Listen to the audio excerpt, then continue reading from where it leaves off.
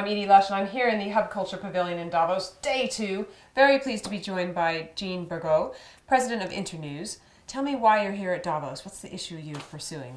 I've been working with the World Economic Forum on the role of media and entertainment in the new digital world and sort of the changes that we're seeing in the media environments around the world.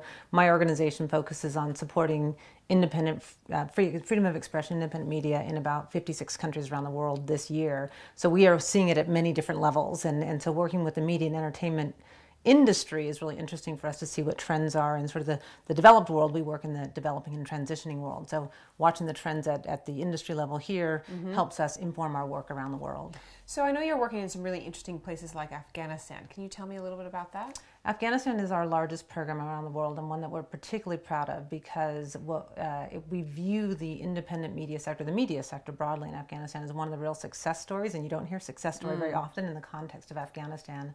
But really, the media sector is exploding there. I mean, television, online, mobile, print, everything is really exploding there. And we've been in Afghanistan since January of 2002, and really have played a fundamental role in helping making sure that the government passes open and supportive media laws, in growing a network of community-owned, community-run radio stations in communities around Afghanistan that never had their own media. And so watching these communities produce their own media, hearing news and information in their own voices by their community leaders is transformative, and it's really transforming all the communities in which it's happening, and it's thrilling to watch and sort of be a part of as an organization.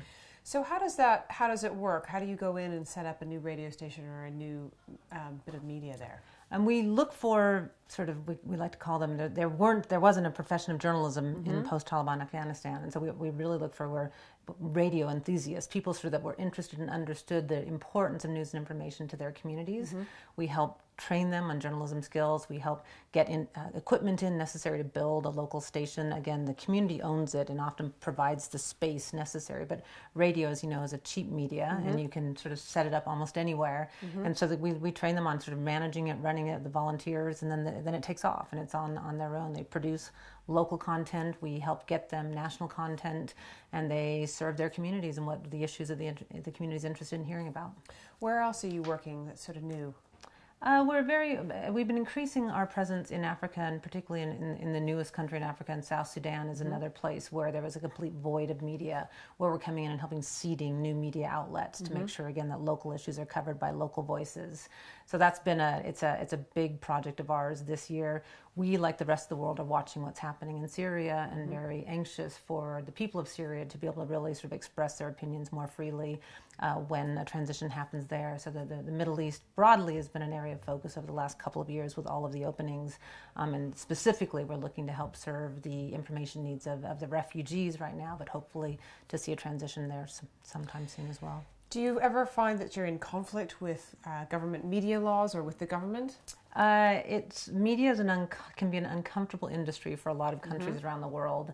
We don't produce media. We're not sort of broadcasting. We're just sort of doing the capacity building and institutional development in those countries. But certainly in countries where they are clamping down on their media, it's not as happy of a relationship, and we have been kicked out of countries like Uzbekistan. We have a delicate relationship in places like Russia, but we try to work within. We always work within local laws, but there's almost always an activist who's sort of pushing the edge of the envelope somewhere that you can sort of help them along. Jeanne, thanks so much for stopping into the Hub Culture Thank you. Pavilion in Davos. Very pleased to meet you. Nice to meet you too. I'm Edie Lush. Thank you.